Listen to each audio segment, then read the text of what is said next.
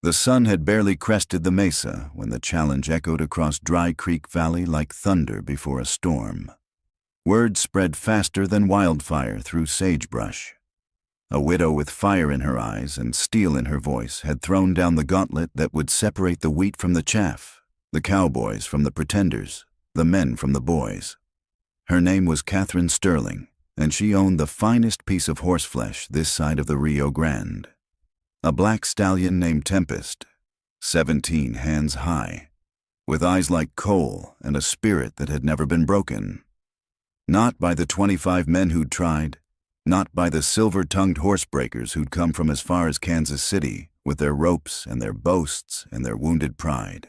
But Catherine Sterling wasn't looking for just any rider. She was looking for a real cowboy, the kind her late husband had been before consumption took him to his grave 3 winters past. The kind who understood that earning a horse's respect was different than breaking its will. The kind who knew that some things in this world couldn't be conquered, only partnered with. So she made her proclamation at the general store on a Tuesday morning when the whole town was listening. If you're a real cowboy, prove it on my stallion. Ride him for 10 minutes without being thrown, and I'll pay you $50 gold. But if you can't, don't come back to my ranch pretending you're something you're not. $50 was more money than most men saw in 6 months. It was enough to buy a decent spread, enough to start a life, enough to make a man think he could take shortcuts to glory. And that's exactly what happened. They came in waves. First the local boys, the ones who'd grown up thinking they knew horses because they'd ridden plow mules to church on Sundays. Then the drifters, leather-faced men with tobacco stains and tall tails who figured they'd seen enough country to handle any 4-legged creature. Finally came the professionals, the rodeo riders and horse trainers who carried their reputation in their swagger and their failure in their limp when they left. Each man who approached Tempest thought he had the answer. Some came with whips, thinking fear would make the stallion submit. Others brought sugar cubes and gentle words, believing they could sweet-talk their way onto his back. A few arrived with elaborate contraptions, ropes and pulleys and leather straps designed to force compliance. But Tempest had his own ideas about compliance. The first man lasted 8 seconds. The stallion reared up like a dark angel reaching for heaven, then twisted sideways with a violence that sent the rider sailing into the corral fence. The second man made it to 15 seconds before Tempest decided he'd had enough and bucked with a precision that would have impressed a mathematician. The third, fourth, and fifth men learned that pride goes before a fall, and sometimes the fall comes with hoof prints.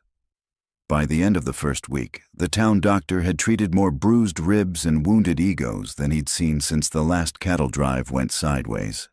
But still they came. Word had spread beyond Dry Creek Valley now. Cowboys rode in from neighboring counties, drawn by the challenge and the gold like moths to a flame that would surely burn them. Catherine Sterling watched it all from her porch, arms folded, expression unreadable as stone. Some folks whispered she was cruel, setting up men to fail for her own amusement. Others said she was testing fate, that no horse was worth the bones being broken in her corral. But Catherine knew something they didn't. She knew her husband had ridden Tempest. Once. The day before he died, when the fever was already burning through him like summer lightning, he'd walked out to that corral, and somehow, that wild stallion had let him climb aboard. For 10 minutes they'd moved together like they were dancing to music only they could hear. Man and horse in perfect harmony, circling the corral with a grace that made watching feel like witnessing something sacred. When her husband finally dismounted, his eyes were bright with more than fever. "That horse knows things, Catherine," he'd whispered. "He's waiting for the right man, someone who understands what it means to be free." Now, 3 years later, she was still looking for that man. The 15th challenger came on a Thursday. He was young, maybe 22, with sun-bleached hair and the kind of confidence that hadn't been tested by enough failures yet. He lasted 12 seconds, which was impressive until Tempest decided to add a little creativity to the dismount. The boy landed face first in the water trough, came up sputtering and cursing, and rode out of town, without looking back. The 20th challenger was different. Older, quieter, with scars on his hands that spoke of real work with real animals. He approached Tempest with patience, spent an hour just standing near the fence, letting the stallion take his measure. When he finally climbed into the corral, there was hope in the air thick as summer humidity. He lasted nearly 4 minutes before Tempest reminded him that patience and partnership were two different things entirely.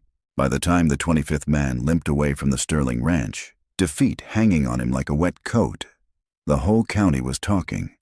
Some said Catherine's challenge was impossible. Others claimed the horse was touched by the devil himself.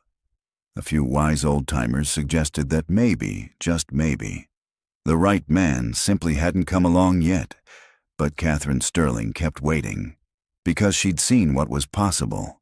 She'd watched her husband and that stallion move like two parts of the same soul, and she knew that kind of connection couldn't be forced or bought or beaten into existence. It had to be earned. It had to be real. And somewhere out there, she believed, was a real cowboy who would understand. Miles away, in a line shack that smelled of coffee grounds and old leather, a man named Jake Morrison sat by a dying fire, listening to the wind tell stories through the gaps in the chinked logs. He'd heard the rumors drifting along the cattle trails like tumbleweeds. Stories of a black stallion that couldn't be ridden and a widow's challenge that had broken more men than a hard winter. Jake had been alone for so long that solitude felt like an old friend.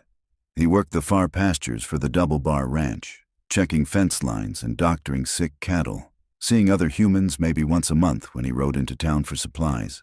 It was honest work that paid honest wages, and it suited a man who'd learned that people could hurt you in ways that cattle never would. But something about those stories nagged at him. Not the gold, though $50 would buy a lot of beans and bacon. Not the challenge, though he'd ridden his share of difficult horses. It was something else, something that whispered to him in the quiet moments between sleep and waking, when a man's defenses were down, and truth could slip in like morning light through a cracked shutter. Maybe it was the way the story was told, not as a contest to be won, but as a test to be passed. Not as a horse to be broken, but as a partnership to be forged. Or maybe it was simply that Jake Morrison had been running from something for so long that he'd forgotten what it felt like to run toward something instead. He'd been a different man once. Before the war changed him. Before he'd seen what men could do to each other when they forgot they were supposed to be human. Before he'd learned that sometimes the only way to survive was to stop caring about anything beyond your next breath. But horses were different. Horses didn't lie or betray, or leave you bleeding in a ditch because they disagreed with your politics. Horses were honest in their fear and their trust, their anger and their affection. A horse would tell you exactly what it thought of you, and if you were smart enough to listen, you might learn something worth knowing. The fire popped, sending sparks up the chimney like tiny prayers seeking heaven. Jake pulled his coat tighter and made a decision that would change everything. Come morning, he would saddle his gelding and ride toward Dry Creek Valley. Not for the money, not for the glory, but because sometimes a man had to find out what he was made of, even if the finding broke him, especially if the finding broke him. Because Jake Morrison suspected that he'd been broken for a long time already, and maybe, just maybe, it was time to see if the pieces could be put back together in a way that made sense. The wind outside grew stronger, rattling the windows like restless spirits demanding attention. Inside the line shack, a lonely cowboy closed his eyes and dreamed of black stallions and second chances, unaware that tomorrow would begin the ride that would define the rest of his life. The morning came cold and sharp as broken glass. Jake Morrison saddled his gelding in the gray light before dawn, his hands moving through familiar motions while his mind wrestled with doubts that multiplied like shadows. He'd packed light, just coffee and hardtack, a bedroll tied behind the cantle, and the kind of quiet determination that came from a man who'd finally stopped running from his own reflection. The ride to Dry Creek Valley took him through country that changed with every mile. Rolling grassland gave way to broken mesa, then dropped into valleys where cottonwoods hugged seasonal creeks like old friends sharing secrets. His gelding, a steady bay named Copper, picked his way along cattle trails and deer paths with the sure-footed wisdom of an animal that had seen enough rough country to know which stones would hold and which would roll. By midday, the sun had burned off the morning chill, and Jake could see the valley spreading out below him like a promised land that might deliver salvation or damnation, depending on what a man brought to the bargain. Smoke rose from chimney pipes in the distance, and he could make out the geometric patterns of fenced pastures carved into the natural curves of the landscape.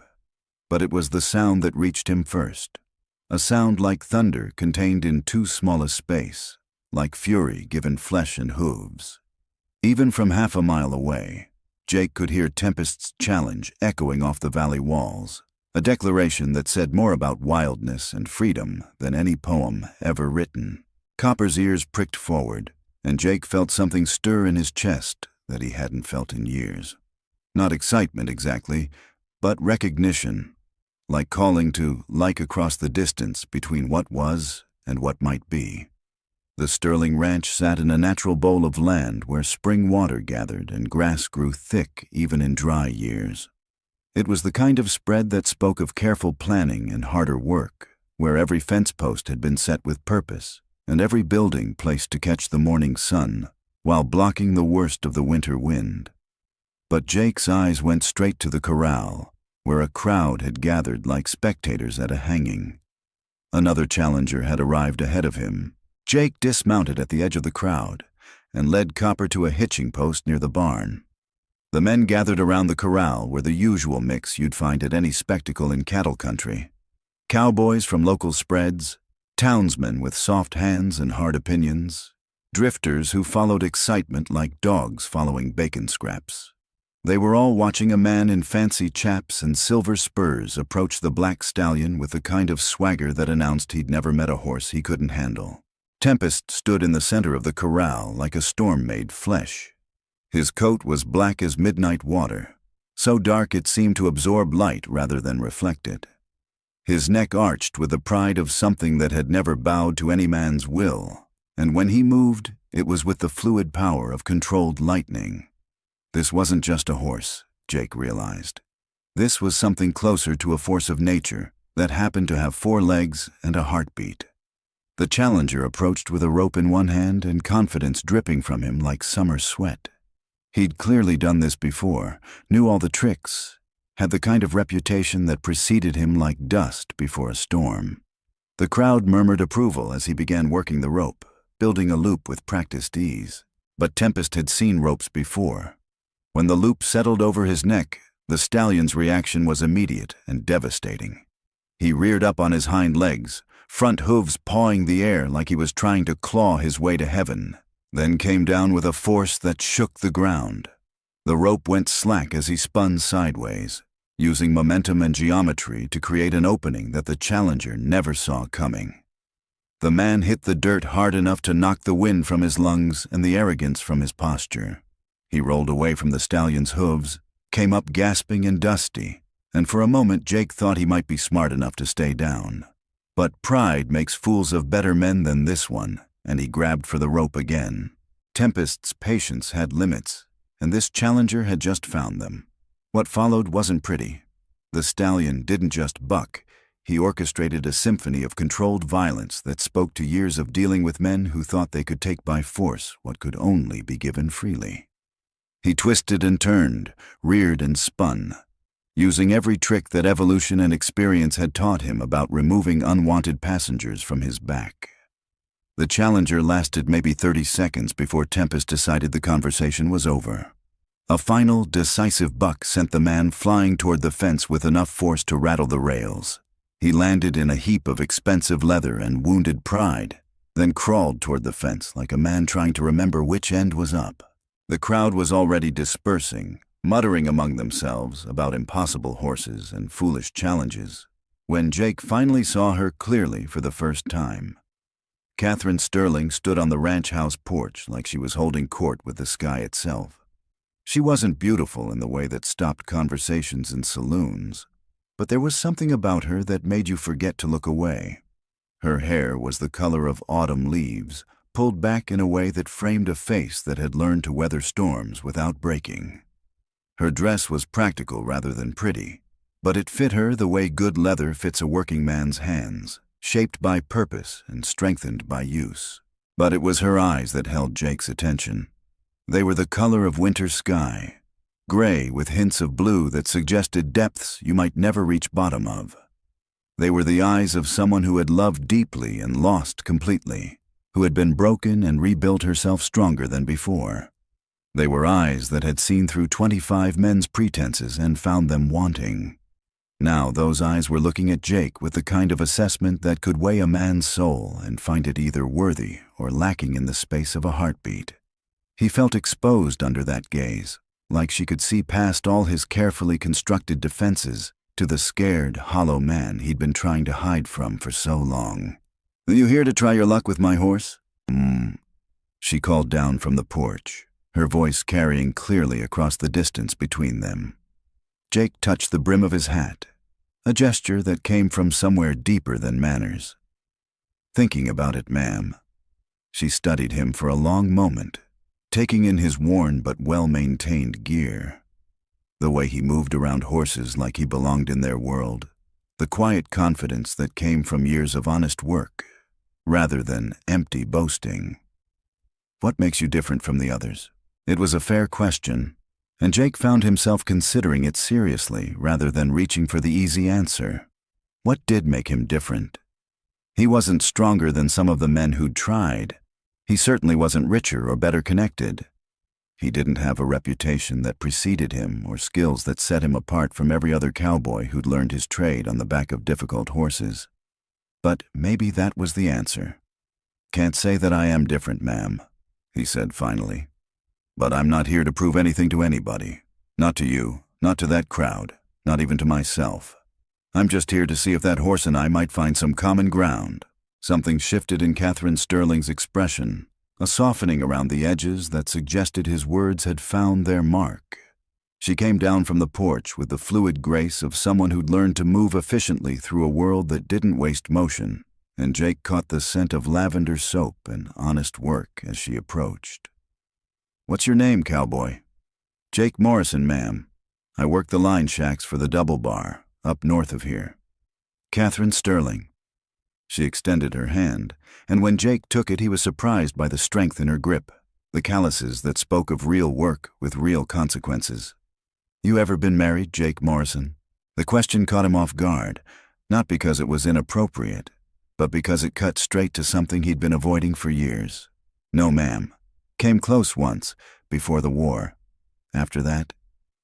He let the words trail off, hoping she'd understand what he couldn't quite say. She nodded like she'd expected that answer. "My husband could ride that horse, only man who ever could." "You know why?" Jake studied Tempest, still pacing the corral with the restless energy of caged lightning. "I'd guess it's because he didn't try to break him." "That's part of it." Catherine's voice carried a note of approval. "But there's more." He understood that some things in this world are worth partnering with rather than owning. That real strength comes from knowing when to yield and when to stand firm. That earning trust is different than demanding obedience. She was talking about more than horses now, Jake realized.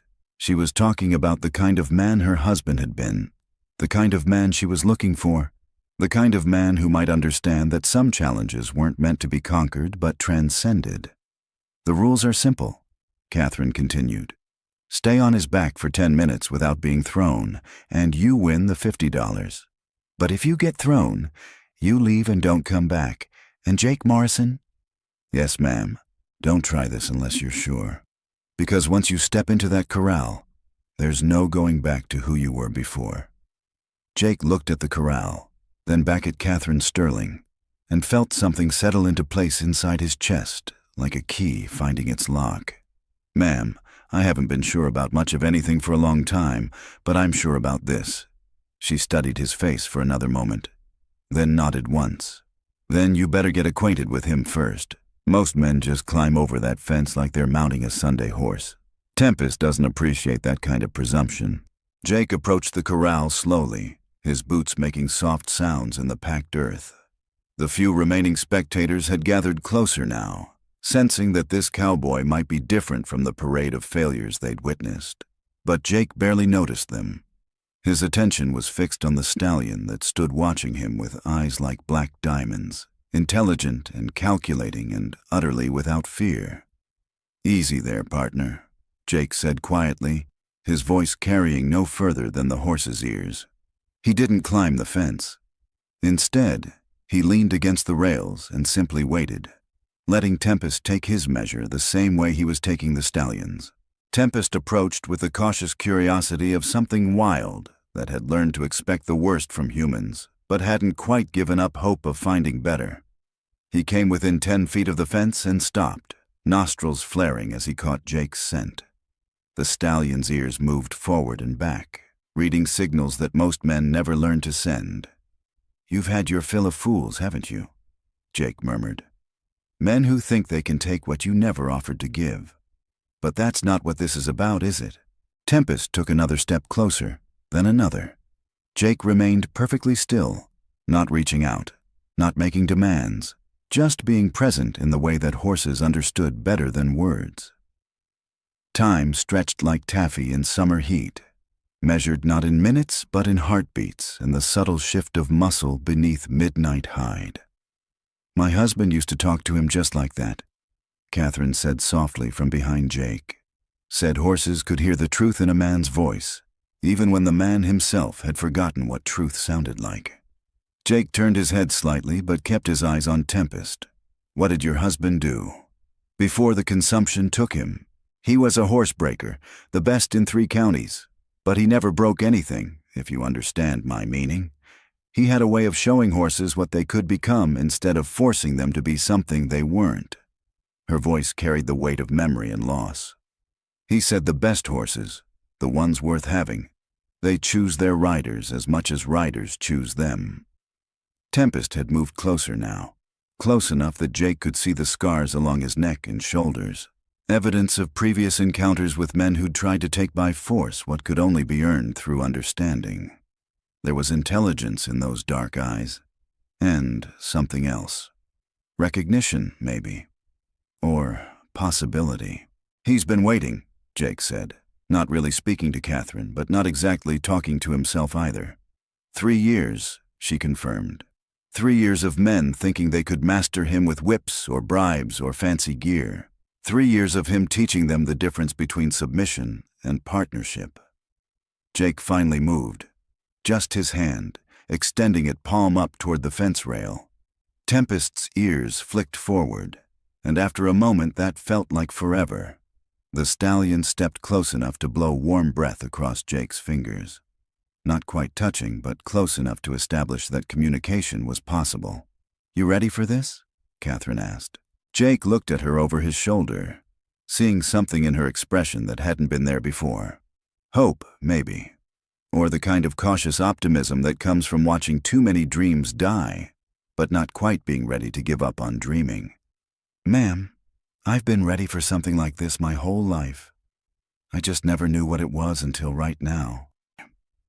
He climbed the fence then, moving slowly and deliberately, giving Tempest every opportunity to object or retreat. But the stallion held his ground, watching with the intensity of something that had learned to read men's souls through their actions rather than their words. The corral felt different from inside, bigger somehow, but also more intimate. It was just Jake and Tempest now, with Catherine and the remaining spectators fading into background noise like distant thunder. The stallion moved with liquid grace, circling Jake at a distance that suggested interest without commitment, evaluation without verdict. "You know what they say about you," Jake said conversationally, matching Tempest's movement with his own, staying centered but not confrontational. "They say you're unrideable, that you've got the devil in you, that you're too proud and too wild and too stubborn for any man to handle." Tempest snorted, a sound that might have been amusement or disdain or simple acknowledgement of the truth. "But I don't think that's it at all," Jake continued, his voice steady and low. "I think you're just tired of men who want to own you instead of know you.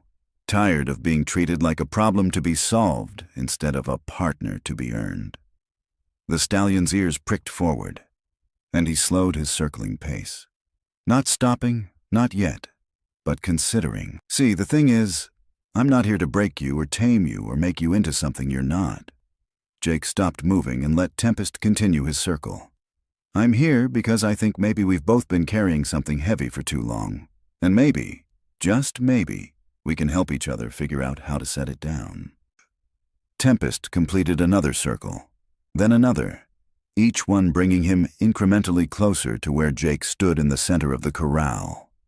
The afternoon sun caught the highlights in his black coat, revealing depths of color that spoke to bloodlines and breeding and something indefinable that separated the extraordinary from the merely good.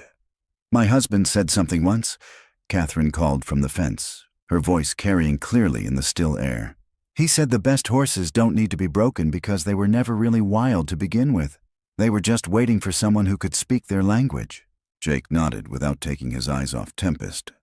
The stallion had stopped circling now and stood perhaps 15 feet away, head high, ears forward, every line of his body speaking to attention and possibility. This was the moment, Jake realized. The moment when everything would be decided not by force or cleverness or determination, but by something much more elusive and infinitely more valuable. Trust. "You want to know the truth?" Jake said, his voice barely above a whisper, but somehow carrying to every corner of the corral. "I'm scared. Not of you, but of what happens if this doesn't work. Because I've been empty for so long that I'd forgotten what it felt like to want something real. And you're about as real as anything gets." Tempest took a step forward, then another. His movement was deliberate, considered, the decision of something that had weighed all the evidence and reached a verdict that surprised even him. "That's it," Jake breathed. "That's the way. No rush, no pressure, just two souls figuring out if they can find some common ground in a world that's forgotten how to be gentle." The stallion approached until he was close enough to touch. Close enough that Jake could see his own reflection in those dark eyes. For a long moment they simply stood there, man and horse, each taking the measure of the other in ways that had nothing to do with strength or skill or reputation. Then, moving with the slow certainty of sunrise, Jake reached out and laid his palm against Tempest's neck. The stallion didn't flinch, didn't step away, didn't rear or strike or demonstrate any of the violent rejections that had become his signature response to human contact. Instead, he leaned into the touch, just slightly. Just enough to say that perhaps, after all this time, after all these failed attempts, after all the pain and disappointment and broken trust, maybe it was time to try again. Maybe it was time to remember what partnership looked like. The crowd at the fence had gone completely silent. Even Catherine Sterling seemed to be holding her breath as Jake slowly, carefully began to run his hand along Tempest's neck and shoulder, mapping the contours of muscle and bone, learning the language of this magnificent creature who had waited so long for someone who could speak it fluently. "Well, I'll be damned," someone whispered from the fence, but Jake barely heard it. His world had narrowed to this moment, this horse, this possibility that hung between them like morning mist, fragile and beautiful and full of promise. "You ready?" Jake asked, though the question was meant more for himself than for Tempest. The stallion's response came not in words, but in the subtle shift of weight, the way his muscles relaxed just enough to suggest acceptance without surrender. Jake moved to Tempest's left side, his hand never leaving contact with the horse's coat. Each movement was deliberate, telegraphed well in advance, giving the stallion every opportunity to object or withdraw consent. But Tempest held steady, his breathing deep and even, his attention focused on this strange man who spoke in whispers instead of shouts, who asked instead of demanded. The mounting process took nearly 10 minutes. Not because Jake was afraid, but because he understood that this wasn't about climbing onto a horse. This was about joining something, becoming part of a partnership that had to be built one heartbeat at a time. He gathered the makeshift reins, nothing more than a rope halter, and placed his left foot in the stirrup he'd fashioned from a length of braided leather. Tempest's ears flicked back, then forward again. Listening, considering. The stallion could have exploded into motion at any point, Could have sent Jake flying before he'd even settled into the saddle. Instead, he waited with the patience of something that had finally found what it had been looking for. When Jake's weight settled across Tempest's back, the world seemed to hold its breath. The stallion stood motionless for a heartbeat, 2, 3. Then, with a movement so smooth it felt like floating, Tempest took a single step forward. Sweet Mother of God, someone breathed from the fence, but their voice seemed to come from another world entirely. Jake's universe had contracted to the space between Tempest's ears, to the rhythm of hooves against packed earth, to the feeling of controlled power moving beneath him like captured lightning learning to dance. They walked first, just a slow circuit of the corral, both horse and rider finding their balance together. Tempest's gait was unlike anything Jake had ever experienced. It wasn't the jarring bounce of a green horse or the mechanical precision of a well-trained mount. This was something organic, fluid, like being carried by the wind itself. "How long has it been?" Catherine called from the fence, her voice tight with something that might have been wonder or fear, or both. Jake glanced toward the sun, trying to judge the passage of time, but realized it didn't matter. Minutes or hours, he was lost in this moment, in the feeling of partnership with something wild and magnificent and utterly without pretense.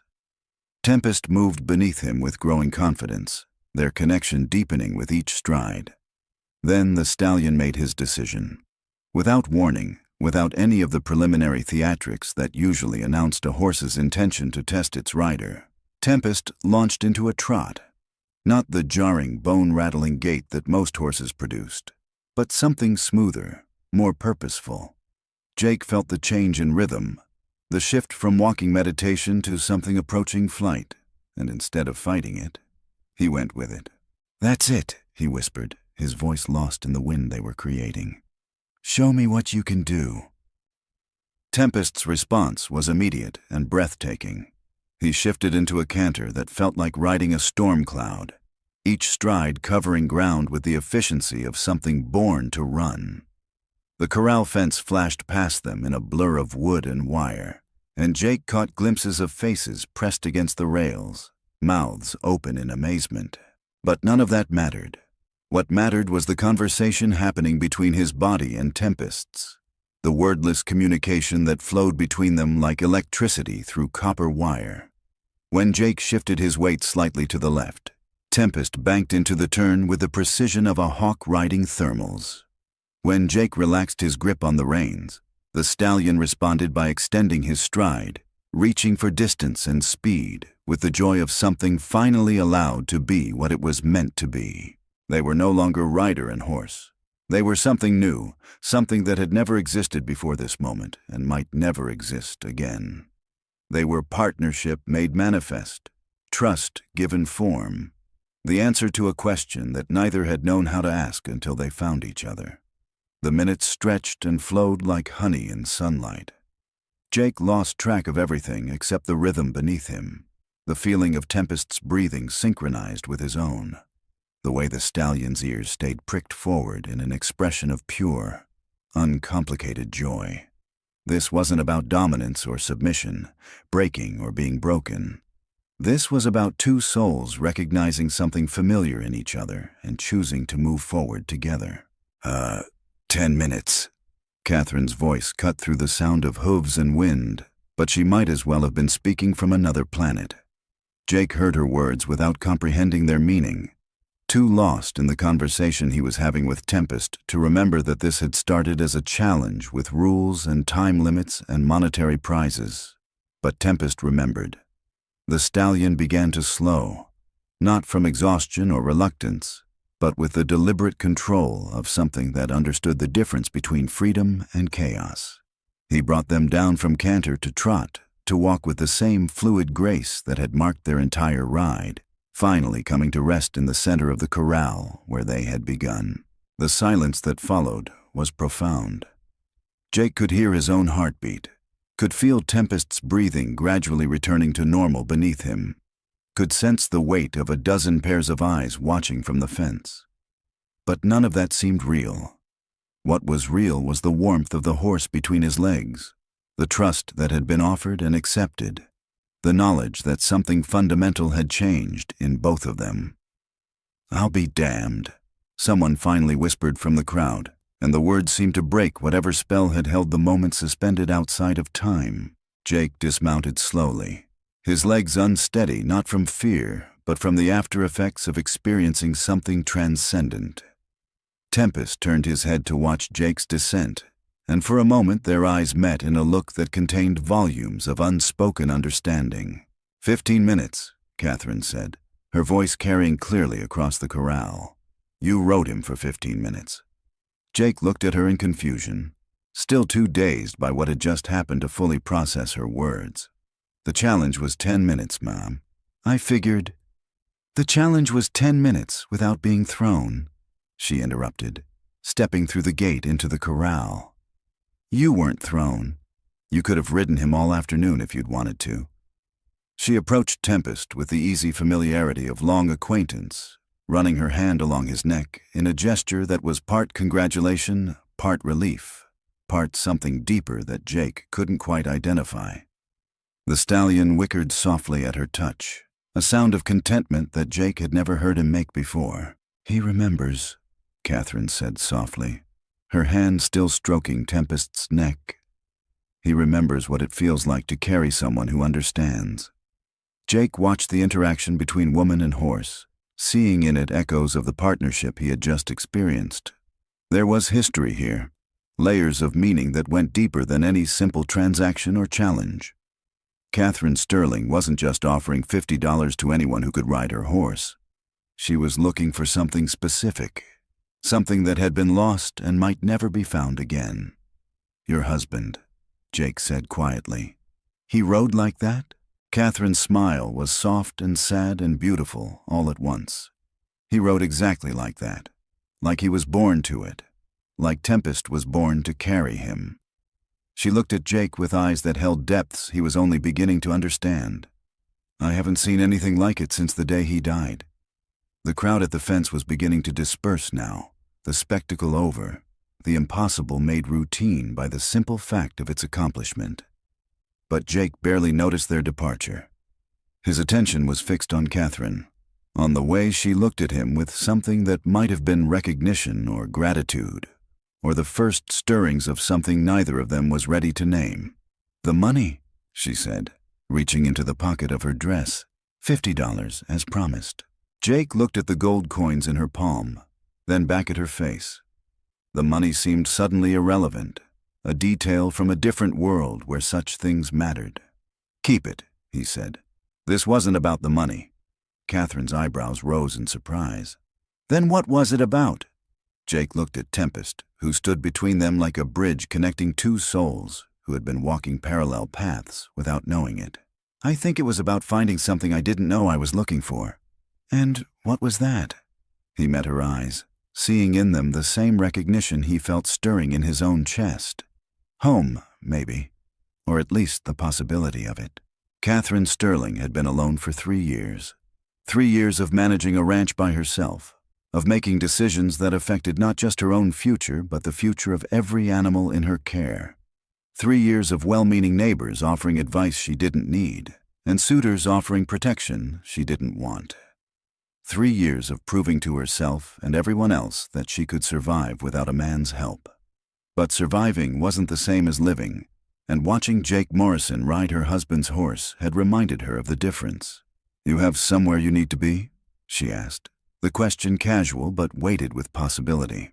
Jake looked around the ranch, taking in the well-maintained buildings, the carefully tended pastures, the sense of order and purpose that spoke to someone who understood what it meant to build something lasting. Then he looked back at Catherine, seeing in her face the same quiet strength he'd felt in Tempest, the same patient endurance that came from weathering storms without breaking. "No, ma'am," he said finally. "Can't say that I do. The Double Bar Ranch, they'll miss you." Jake thought about his line shack, about the solitude that had been both refuge and prison for longer than he cared to remember, about cattle that needed tending and fences that needed mending and the endless cycle of work that filled days without filling the emptiness inside them. "They'll find someone else," he said. Always do. Catherine nodded, as if his answer was exactly what she'd expected. I could use help around here. Running a spread this size alone, it's more than one person should handle. The pay's fair, and there's a cabin out by the north pasture that needs someone living in it. She paused, studying his face as if trying to read his thoughts written there. Course, there's one condition. What's that? Tempest comes with the job. He needs someone who understands him, someone who can work with him instead of against him. Think you might be interested in that kind of partnership? Jake looked at the stallion, who had moved closer during their conversation and now stood with his head lowered, breath warm against Jake's shoulder. The horse's presence felt like an anchor, something solid and real in a world that had been shifting beneath his feet for longer than he cared to remember. Yes, ma'am, he said, his voice steady with the kind of certainty he hadn't felt in years. I believe I might be very interested in that. Catherine's smile was like sunrise after a long night, warm and bright, and full of promise. Then welcome to the Sterling Ranch, Jake Morrison. I have a feeling this is going to be the beginning of something good. As if in agreement, Tempest lifted his head and whinnied once, a sound that echoed across the valley like a declaration of new beginnings. The sun was setting now, painting the sky in shades of gold and crimson that matched the hope stirring in Jake's chest. He had come here looking for a challenge and found something infinitely more valuable. He had found a place where his skills were needed, his presence welcomed, his future suddenly bright with possibilities he had never dared to imagine. But most importantly, he had found what every real cowboy spent his life searching for, whether he knew it or not. He had found home.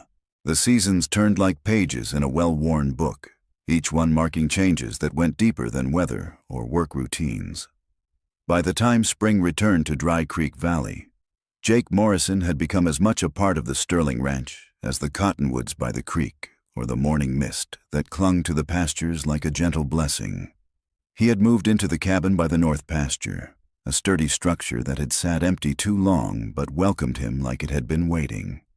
The windows faced east toward the sunrise, and from his porch he could see Tempest grazing in the far meadow, the stallion's black coat gleaming like polished obsidian in the early light.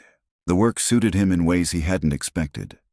Not just the familiar rhythm of ranch life, the mending and building and tending that filled his days with purpose, but the partnership that had grown between him and the horse that had changed everything.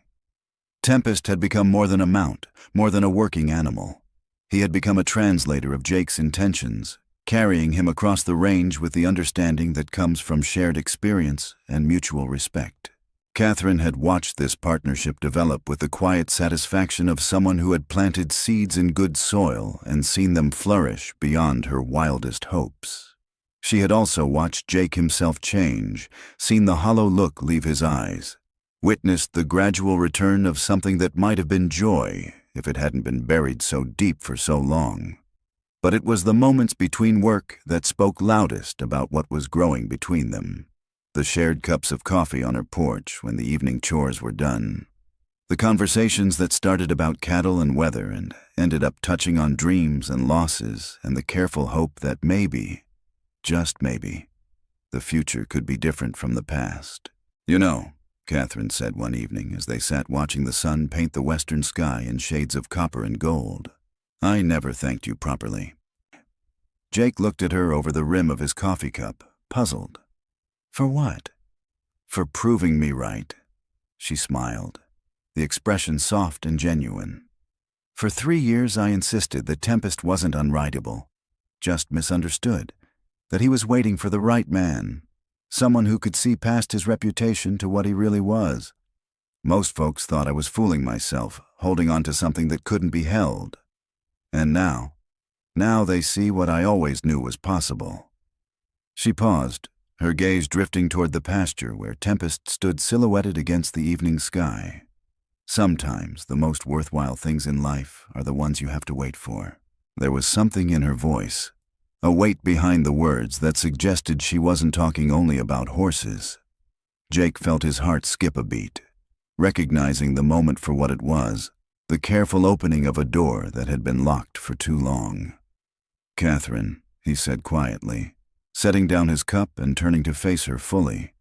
"I need you to know something." She met his eyes, steady and patient, giving him the space to find the words he'd been carrying inside him like a burden too heavy to bear alone. "I came here thinking I was just a man looking to prove himself on a difficult horse. But what I found—" He paused, searching for words adequate to the enormity of what he felt. "What I found was a place where I could remember who I used to be. Before the war, before all the running and hiding and trying to outrun the ghosts that followed me home." Catherine reached across the space between their chairs and took his hand in hers, her touch warm and steady and utterly without hesitation. "You found yourself," she said simply. "Same as Tempest found himself when you showed him what partnership could look like instead of domination. I found more than that." Jake's voice was rough with emotion he'd kept locked away for years. "I found you." The kiss that followed was inevitable as sunrise, gentle as spring rain, and full of the promise that some things lost could be found again, that some broken places could heal stronger than they'd ever been before. When they finally broke apart, the stars had begun to appear overhead, and somewhere in the distance, Tempest called out once, a sound that seemed to bless what was beginning between them. "Marry me," Jake said, the words coming from somewhere deeper than thought or planning. "I know it's sudden.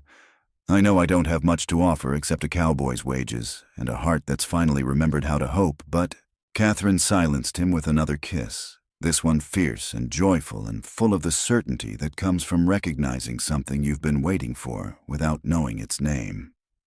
"Yes," she whispered against his lips. "Yes, Jake Morrison.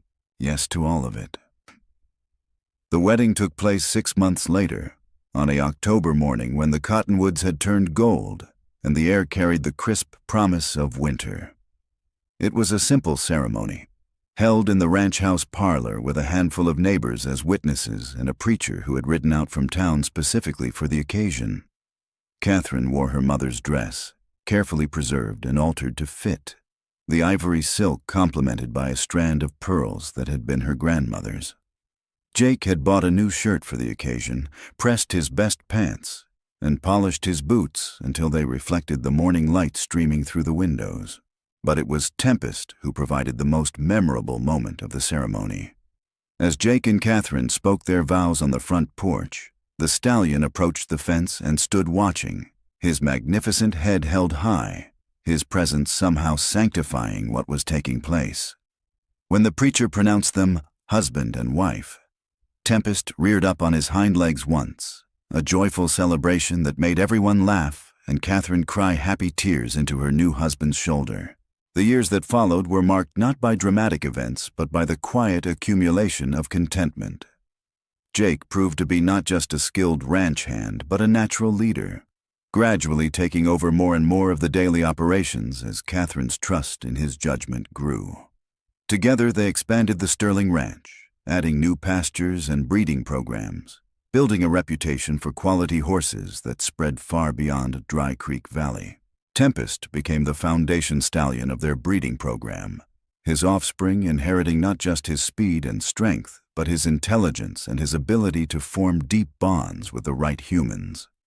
Jake trained each of them personally, using the same patience and understanding that had won Tempest's trust, creating a line of horses known throughout the territory for their responsiveness and heart. But perhaps the greatest testament to what they had built together came 5 years after their wedding, when a young cowboy rode into the yard leading a limping horse and carrying the weight of visible desperation in his shoulders. "Name's Tom Bradley," the young man said, his hat in his hands and hope flickering in his eyes. "I heard tell you folks might have work for someone who's better with horses than he is with people." Jake and Catherine exchanged a look that carried 5 years of shared understanding, remembering another lost cowboy who had ridden into their lives, carrying his own ghosts and searching for something he couldn't name. "Well, Tom Bradley," Catherine said with a smile that held all the warmth of hard-won wisdom, "I think we might just have exactly what you're looking for." And as the sun set over Dry Creek Valley that evening, painting the sky in familiar shades of gold and crimson, Jake Morrison stood on his porch with his wife beside him and watched a new story beginning. Somewhere in the pasture, Tempest lifted his head and called out once, a sound that seemed to say that some challenges weren't meant to break a man, but to remake him, and that sometimes the most beautiful things in life came to those who were brave enough to prove themselves worthy of them. In the Wild West, they said, only the strong survived. But Jake Morrison had learned a different truth, one written in the language of trust and partnership and love that endured. Sometimes it wasn't about being the strongest or the fastest or the most fearless. Sometimes it was simply about being real.